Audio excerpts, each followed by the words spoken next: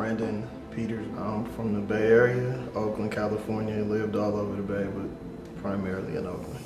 Went to college here, the Clark Atlanta University, the Mighty Panthers. Moved away, lived all over the country, and came back in '09. So probably off and on, almost 10 years. Day One Radio was an idea. I always wanted to do a podcast. I listened to a lot of the other podcasts that were out at the time, which there wasn't a whole lot. And I felt like a lot of the people that were doing it were talking heads, or they were personalities, or they did other things, but they weren't actually people who interviewed people for a living.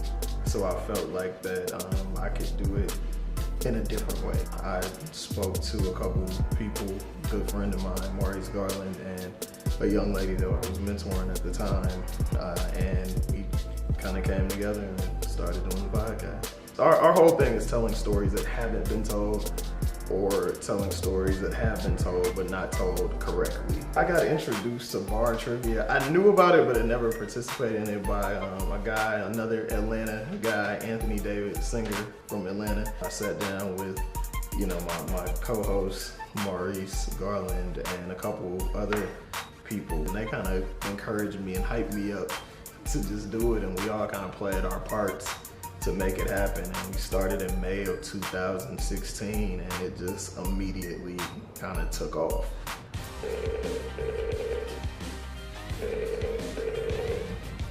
I think that Branden represents the modern day,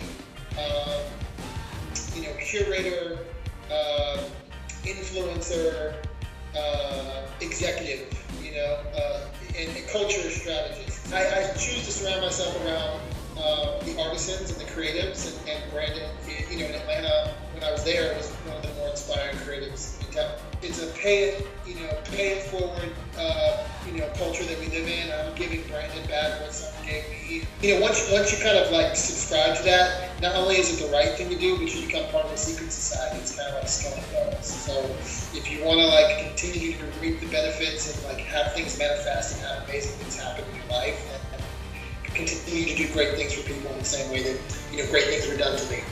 I just want to continue to make good product, to just continue to put interviews out there that people are listening to, and I want people to just tell their friends, and I want organic growth. I've definitely leveraged the relationships that I've had to get certain guests. We've done amazing things and had, live interviews with people and things of that nature that were great and picked up by a bunch of different outlets. But at the end of the day, it's just about consistently providing great content for our listeners, and hopefully more and more listeners whenever we put out a show.